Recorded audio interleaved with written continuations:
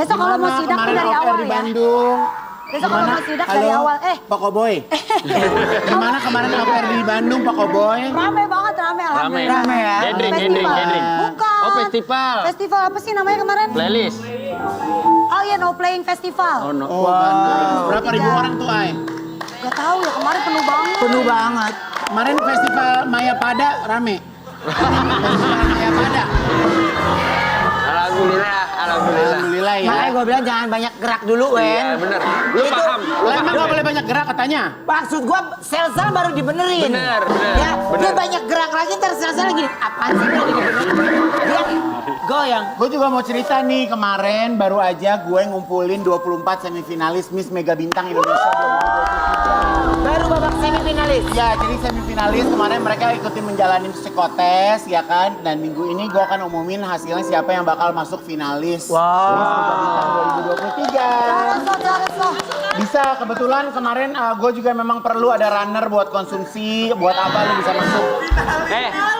Mega Bintang bukan Mega Ria ya.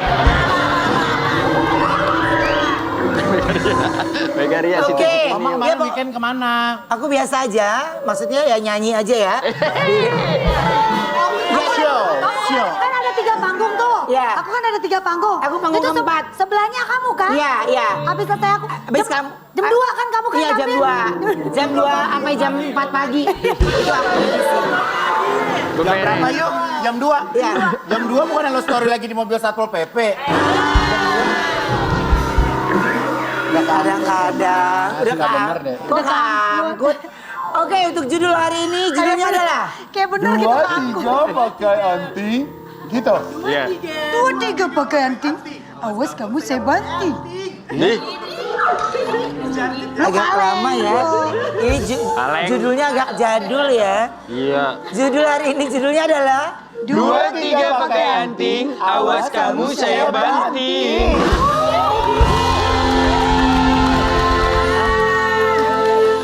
nggak ngerti gue juga. Ceritanya pantun-pantun ngondek Karena kan- ya, konsep karena ya. Ada yang viral itu yang Oh iya. Iya. Yang itu Nonton ya yang ngondek, Oma. taekwondo. apa? taekwondo, iya.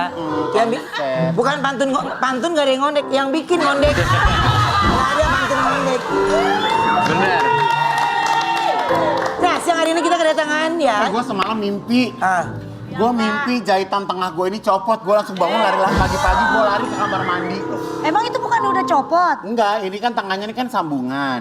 Kayak main Lego yuk. Ya Allah, Iya kan? ya Allah. Gue mimpi copirna, Oma. terus Kayaknya lo ngirim-ngirim yang jelek-jelek ke gue ya? Astagfirullahaladzim. Coba lihat lubang hidungnya. Masih belum. Lalu kayaknya tuh beda sebelah dah. Iya masih gede sebelah. Gede sebelah yang satu Iya, gede. udah lu nanti sama dokter sampai bingung loh. Sampai kata dokternya jangan denger omongan orang gue. Tapi emang bener gak? Tapi emang bener gak? Enggak, soalnya gue kasih tahu yang sebelah sini jari gue udah bisa masuk. Ya udah ini yang ini sebelum tidur lo taruhnya gundu jadi dia lebar.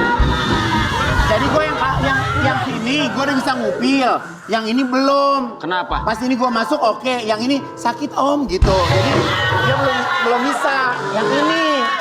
Karena ini Sebenarnya kan kalau mau lu pelan-pelan lu masukin dari kanan. Terus? Nah ntar keluar nih ke kiri nih.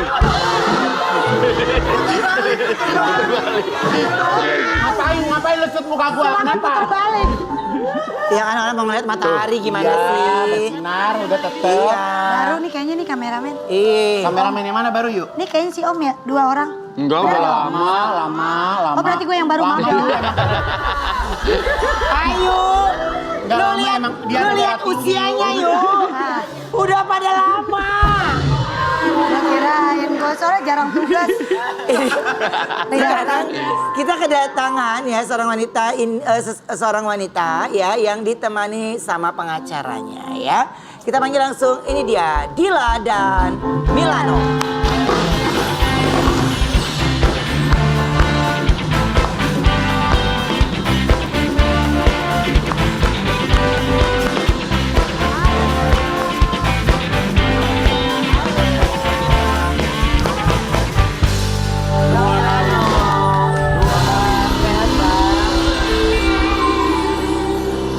Oke, ada Dila dan Bang Milano di sini. Terima kasih sudah datang ke Brownies. Ini ada ungkapan hati dari Indra Bekti tentang gugatan cerai yang dilayangkan Dila. Kita lihat dulu tayangannya ini. Sebenarnya ini nggak pengen terjadi gitu ya. Kita udah bangun sama-sama kan gitu intinya. Tapi ya ini keputusannya kita masing-masing juga akhirnya bulat. Masukan-masukan dari beberapa teman-teman dan juga saudara-saudara dan semuanya ya ini mungkin jalan yang terbaik untuk kesehatan aku juga gitu, untuk supaya tidak terlalu stres gitu ya mungkin ya Roh. Abel, Daphne yang sabar ya. Insya Allah nanti kita ketemu lagi. Ini ayah lagi recovery dulu. Pokoknya kamu temenin Bunda, karena Bunda juga nggak kurang-kurangnya pasti sayang sama kalian dan apa yang udah dia perbuat selama ini dari pernikahan pertama sampai sekarang terakhir kita pertemuan kemarin pun tentunya itu adalah bentuk kasih sayang buat aku, buat anak-anak, buat keluarga.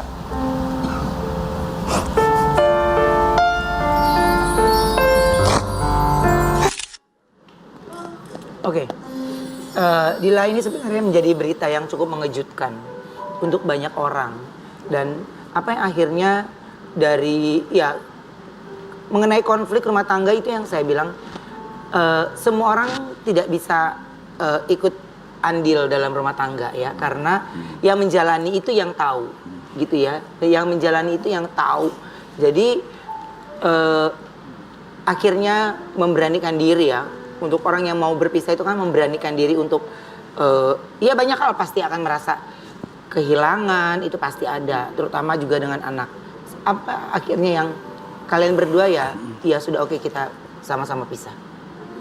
Sebenarnya sih di sini mau ngejelasin sebenarnya kita di 2020 udah emang ngambil keputusan mau cerai gitu. Nah di situ aku udah ngomong sama Mas Bekti, kalau aku punya suatu apa namanya bisa dibilangin ya prinsip gitu, kalau kamu nggak bisa berubah aku minta cerai, dia bilang. Terus dari di situ dia bilang yaudah kita coba lagi, kita berdua coba bersama lagi gitu. Ternyata pas kemarin Mas Bekti nggak bisa berubah lah intinya. Ya udah aku ngambil keputusan kayaknya kita berdua kita coba ini dulu deh, pisah dulu, kita coba apa ya, kalau emang Tuhan menakdirkan bersama lagi pasti ada jalannya lagi gitu. Makanya aku kemarin minggu kemarin nih aku mencoba untuk bertemu sama Mas Bekti, kita ngobrol baik-baik gitu. Oke. Nah, jadi waktu ngobrol dan akhirnya kalian berdua memilih pengacara yang sama. Sehingga apapun segala prosesnya biar satu pengacara yang tidak mempersulit itu gitu ya. Ada jalan tengahnya gitu ya. Dila, tapi apa sih sebenarnya masalah utama yang membuat Dila mengajukan gugatan cerai? Ya itu dia. Aku kan di sini nggak bisa pasti kan rumah tangga nggak bakal bisa buka kartu masing-masing atau kenapanya gitu. Intinya sih pengen kita berdua untuk belajar aja sih. Mungkin kalau kita bersama tapi kayaknya kita nggak saling belajar untuk kayak menerima satu sama lain. Itu yang aku harapin. Kalau memang Allah nanti nakdirin atau gimana lagi nanti berikutnya ya kita lihat nanti. Tapi kalau untuk saat ini memang pikiran aku dan jawaban aku ya ini udah jawaban aku yang terbaik dan salah satunya untuk anak-anak gitu aja. Oke. Tapi katanya ini bukan gugatan yang pertama yang Dila layangkan untuk Bekti ya? Ya, itu dia aku tadi cerita 2020 di 2020 ya. Tadi aku udah menggugat Mas Bekti gitu. Oke, tapi akhirnya dicabut. Sebenarnya itu pun kayak baru ngomong ke Mas Milano gitu intinya. Terus tapi di situ kayak masih negosiasi, masih mau mencoba. Tapi kalau kemarin akunya kayaknya yang udah aku bilang, aku yang minta sama Mas Bekti, ya Mas Bekti kayak memang berat tapinya udah kayaknya emang terbaik buat kita berdua saat ini gitu. Tapi apa hal yang terberat buat Dila sendiri dengan keputusan memilih bercerai?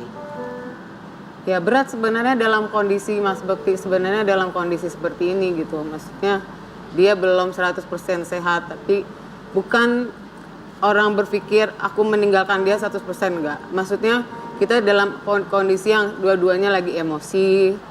Tapi kenapa aku minggu kemarin mencoba, aku yang memulai duluan, ketemu sama Mas Milano, sama Mas Bekti, sama Mas Roy, sama Teh Indi, terus dari pihak aku 2 teman aku gitu. Di situ aku membicarakan kalau kita pengen kita mulai baik-baik, berakhir dengan baik-baik. Ya udah kita temenan, kita adik kakak saat ini, yang dimana kita bisa saling tetap saling care untuk satu sama lain gitu. Untuk anak ya? Ya, itu dia. Oke. Nah, dari Bang Milano sendiri, ini kan kemarin gugatan juga, kalau nggak salah aku juga lihat ada tayangan di mana dari pihak pengadilan juga sudah memberikan statement ya. Jadi ini sidang pertama belum ya berarti ya?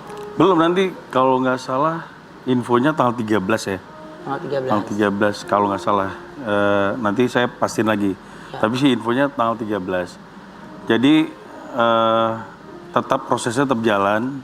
Kemarin pun udah ketemu sama Bekti, Dila, ada Tendi. Semuanya komunikasinya baik kok.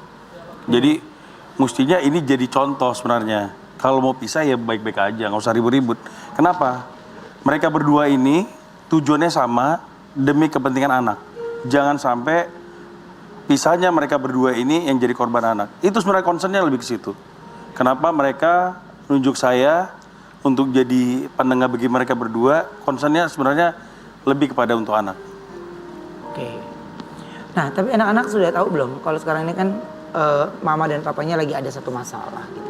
Ada. Memang dari awal kan mereka tahu kan aku lagi kondisi bareng terus sama Mas Bekti kan gitu intinya. Aku tahu hari pertama aku nanya langsung, ayah kemana gitu. Aku mulai menceritakan kalau jawaban aku adalah Bunda sama ayah saat ini udah nggak bisa bersama gitu. Aku orangnya terbuka sama anak-anak gitu. Karena aku nggak mau nanti banyak tudingan-tudingan masuk ke anak aku gitu intinya. Oke, tidak, maaf aku potong. Jadi Dila memang tidak mau menutupi gitu ya sehingga anak bisa tahu. Tapi bukan kayak usianya masih terlalu dini untuk dia bisa tahu apa nggak itu nanti berdampak buat dia ke depan? Enggak sih. Enggak. Karena jadi kesini-sini aku mencoba jadi kita bawa aku tetap. Aku bilang kamu tetap menghormatin bapak kamu. Kalau nanti kita ketemu ya kamu harus tetap menghormatin. Kita seperti biasa. Kita nanti tetap ada waktu bersama ayah kamu. Kalau ayah nanti udah bisa video call sama kamu ya kamu terima. Kita cerita kayak biasa aja. Aku bilang kayak gitu. Mereka sih sekarang ini lebih menerima gitu. Kutanya kita heart to heart gitu. Kalau setiap hari aku habis sholat, Daphne habis ini Abel kenapa gini-gini, dia mencoba terbuka. Jadi dia sekaligus mencoba kalau di rumah langsung jadi bapak juga untuk anak-anak gitu ya, langsung double gitu ya. Oke, tapi kalau dari proses sendiri nih Bang, kan berarti kan ada tahap proses lagi, nanti mereka masih mediasi lagi. Ya kan kalau dari pengadilan. Apakah masih ada kemungkinan antara Dila sama Bekti ini ya kita nggak pernah tahu ya ke depannya. Nggak ada yang nggak mungkin. Kemarin juga kita pancing kan Bekti, nanti kalau udah pisah nih kira-kira Dila ada yang suka gimana? Oh jangan katanya. Jadi dia masih ya intinya masih inilah. Maksudnya mereka berdua sebenarnya cocok sebenarnya. Cuman memang jalan ini yang harus ditempuh dulu. Daripada sama-sama menyakitkan gitu ya. Yang korban siapa? Anak lagi nantinya. Iya. Lebih bagus sekarang kayak nanti nih ke depan kita lagi atur gimana caranya anak-anak bisa jalan bareng sama Dila sama Bekti juga. Jadi tidak pernah kehilangan figur itu di sana. Tidak ada. Jadi kita lagi usahain lah biar bisa ketemu. Memang kemarin tuh tidak dulu karena kan memang keluarga juga saling ini kan. Kita ngeredam keluarga juga sebenarnya. Meredam keluarga maksudnya gimana Bang? Ya kan dari keluarga Dila, dari keluarga Mas Bekti atau Bekti dari juga. apa mungkin dampaknya ini kan masih kaget atau gimana kan. Ya padahal yang tahu kan mereka berdua nih. Iya. Padahal di antara mereka nggak ada masalah. Buat pisah ini nggak ada masalah. Karena memang udah diomongin jauh-jauh hari. Jadi bukan karena sekarang kondisinya lagi sakit, makanya saya bilang dari awal, timing yang tepat itu yang mereka tahu mereka berdua, bukan kita. Mereka yang tahu, mereka yang memutuskan kok. Segampang itu juga kok Bekti bilang ya udah kita pisah gitu loh. Jadi nggak ada tekanan dari Dila juga nggak ada. Oke. Nah kemarin ini Dila dan juga Bekti bertemu dalam momen makan siang bersama. Coba kita lihat dulu tayangannya ini dia. Ya. Ini apakah pertemuan kemarin itu pertemuan pertama Dila dan Bekti setelah gugatan cerai? Iya. Oke. Kalau pertemuan benar, tapi kalau komunikasi jalan. Jalan. Dari sebelum-sebelumnya udah jalan, cuman pertemuannya baru kemarin. Oke, pertemuan kemarin tuh lebih ke apa sih Bang? Gak ada, kita ngebahas isu apa yang sekarang sedang jalan lah. Intinya ke Bekti juga, ke Dila juga, kesalahpahaman. Misalnya contoh salah satu lah masalah donasi. Kemarin kan sempat rame tuh masalah donasi Raffi. Nah untungnya Dila itu punya bukti. Pada waktu Raffi kirim uang untuk donasi, Dila itu langsung ngomong ke Bekti, ini ada kiriman dari Raffi. Ada videonya. Udah di-upload. Nah, terus udah diupload ya. Ada videonya. Langsung juga Bekti menyampaikan terima kasih ke Raffi. Terus kemudian ada balasan juga dari Bekti. Balasan lagi dari... Jadi nggak benar kalau misalnya Bekti itu nggak tahu. Tapi memang dia lupa. Kan kita tahu dia tidak ingat semuanya. Ya. Jadi nggak benar gitu loh. Semua pengeluaran terkait donasi segala macam itu untungnya sama Dila tuh dicatat dengan rapi. Siapa pengirim, semuanya ada. Dan tidak ada 1 rupiah pun yang dipakai sama Dila. Itu clear dan kemarin Bekti juga lihat laporannya semua, Roy juga sudah lihat. Jadi tidak ada yang dipakai sama Dila. Semuanya untuk Bekti berobat. Sampai saat ini rapi kok, nggak ada itu. Karena walaupun Dila yang tahu, tapi terkadang berita di sosial media, komentar orang tuh justru seolah-olah lebih tahu dari apa yang kalian alami ya. Tuh. Iya, Mau nggak ditanggepin, kita gregetan juga. Ya tadinya emang aku udah kayak ya udahlah pengen ngarepnya ini kan pengennya cepet selesai biar kita dua-duanya emang udahlah nggak saling nyakitin bla bla bla, tapi dampaknya jadi kayak mohon maaf jadi dampaknya tuh kayak aku juga kan sekarang mau start kerja juga kan buat diri aku gitu maksudnya. Jadi berdampak juga gitu. Jadi lama-lama keluarga aku minta, gila kamu mesti speak gitu, harus kami tahu juga, nggak bukan kamu berdiam diri gitu intinya. Ya udah aku mencoba untuk menjelaskan gitu intinya. Oke. Bang Milano, ini apakah pertemuan kemarin antara Dila dan Bekti itu menjadi salah satu cara Bang Milano mempertemukan mereka secara nggak langsung? Oh iya, karena kan mereka dua-duanya sahabat saya. Ya. Udah kayak keluarga juga, dulu juga tanpa di luar konteks profesional ya. Saya sering pergi makan gitu sama Dila, sama Bekti, mana mereka main ke rumah, kita makan rame-rame gitu. Itu udah sering, makanya sebenarnya mereka pisah ini sebenarnya sedih juga buat saya. Cuman memang ini jalan yang terbaik buat mereka saat ini. Saya berharap ya nggak tahu Tuhan punya jalan lain nanti mungkin bisa balik lagi. Itu sih harapan saya. Ya. Ya kan prosesnya juga masih ada mediasi, masih ada waktu di mana Dila dan Bekti ya sama-sama sekarang sudah berjauhan ya. Jadi proses di saat lagi sendiri-sendiri itu kan proses di saat pikiran pola pikir otak kita itu lagi bekerja ya. Seperti apalagi apa? buat Bekti kan, apalagi Iya, buat Bekti. Apalagi buat Bekti dan juga ya hanya mereka yang tahu Ya, mereka sebenarnya yang dalam tahu. perpisahan ini hanya mereka yang tahu. Tapi sempat ada canggung gak sih Dila saat ketemu Bekti lagi kemarin? Enggak. Justru Dila enggak, justru Bektinya yang canggung. Kayak orang apa baru pacaran gitu. Malu-malu Kayak gitu. orang baru kenal ya. Iya, baru Gimana kenal. tanggapan Mas Roy Lucu kemarin banget. pertemuan? Beda. Lucu banget tuh. Saya bukan Roy. Justru Bektinya yang lucu banget sih sebenarnya. Gading. Iya. Iya, Bekti lucu banget. Bekti yang lebih saling Salting. tingkah ya. Oke, aku ada artikel lagi, coba kita lihat artikelnya. Aldila Jelita sudah kembalikan barang-barang milik Indra Bekti. Maksudnya kembalikan apa tuh, Dil? Kalau barang-barang yang dikasih mah enggak, kita saling ngekip masing-masing. Dia juga masih kayak kemarin, dia ngomong kalau ketemu, ini dia lupa gitu, ini jam siapa, kata dia nanya. Aku punya ini loh, ini dari kamu ya, kata dia bilang kan dia short memory. Iya ini dari aku bilang, birthday kamu kemarin, aku bilang oh iya. Terus dia liatin, anting gitu, dia bilang antingnya mesti dipakai, makasih ya gitu-gitu. Kalau barang yang kita keep, semua yang pemberian, maksudnya hadiah-hadiah kecil-kecil kita tidak mengembalikan, kita nggak sampai segitunya. Cuma yang aku maksudnya kembalikan itu yang dia perlu saat Yang dia ini pakai, gitu, yang dia ya. pakai untuk dia kerjakan itu yang sangat dibutuhkan dia saat ini gitu. Iya, iya. Karena kondisinya Lainnya juga sih bisa enggak. rumah ya. Iya benar. Ya, ya, oke. Nah, dari Dila dan juga keluarga ya, lingkungan sendiri gitu. Sebenarnya yang sangat paling sangat amat menyayangkan tuh siapa? Keluarga kah? Teman-teman atau siapa? Dalam perpisahan kalian? Ya semuanya sih, terutama adik-adik aku. Karena kan Mas Bekti sebenarnya tuh baik banget. Dia nggak pernah berbentuk KDRT atas mana pun, nggak pernah gitu maksudnya. Dia pokoknya laki-laki yang baik lah intinya gitu. Tapi emang untuk saat ini ya memang ya dia biarin kita berdua untuk berpikir dulu deh gitu. Kita lihat jalan nanti ke depannya gimana, kita ikutin aja gitu intinya. Terkadang prinsip tuh memang susah untuk diganggu gugat ya. Ya, gitu. Ya, dalam hal ini Dila juga menggunakan hak jawabnya dia, ya, untuk memberikan penjelasan. Tapi kembali lagi, pemirsa yang ada di rumah juga boleh memberikan kesempatan di mana mendengarkan dari dua sisi. Tapi bukan belajar menjadi hakim untuk kehidupan orang lain, tapi kita coba belajar dari apa yang sudah mereka jalani, sehingga bisa menjadi pembelajaran untuk kita-kita yang sedang melihat, menyaksikan, dan tidak menghakimi. Itu yang paling penting. Dila, kemarin Bekti sudah mengungkapkan isi hatinya untuk Dila dan juga anak-anak.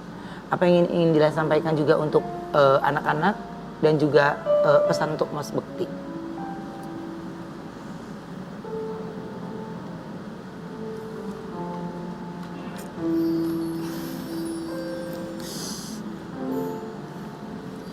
Pokoknya untuk saat ini sih aku cuma bilang makasih udah selalu jadi yang terbaik buat aku, udah ngelakuin yang terbaik lah intinya. Jadi ayah yang baik juga buat anak-anak gitu. Cuma untuk saat ini emang jawaban kita berdua adalah ya berpisah ini semoga kita berdua itu adalah bisa introspeksi diri gitu. Kalau memang suatu saat Allah memang jalannya memang ya balik lagi atau gimana, ya saat itu memang kita berdua memang udah introspeksi diri, memang siap untuk menjalani kehidupan yang sebenarnya gitu. Kalau buat anak-anak, pokoknya kalian tuh anak-anak yang hebat, anak yang benar-benar tegar, nggak ada tuh rasanya ngeluh apa gimana cerita, nggak ada gitu. Kayak mereka kayak happy buat apa ya, kalau aku cerita tentang ayah mereka tetap happy gitu-gitu. Aku nggak pernah mau ngejudge siapapun bapaknya gimana pun, aku juga nggak pernah ngejudge. Kita harus saling tetap jadi keluarga yang solid, aku bilang gitu. Tetap harus harus ada buat ayahnya gitu intinya. Pokoknya Daphne, Abel, Bunda, Ayah akan selalu ada buat kalian. Pokoknya terus ngelakuin yang terbaik buat kalian gitu aja. Kita akan istirahat dulu sebentar, kita kembali setelah yang satu ini. Tetap di Brownies Obrolan.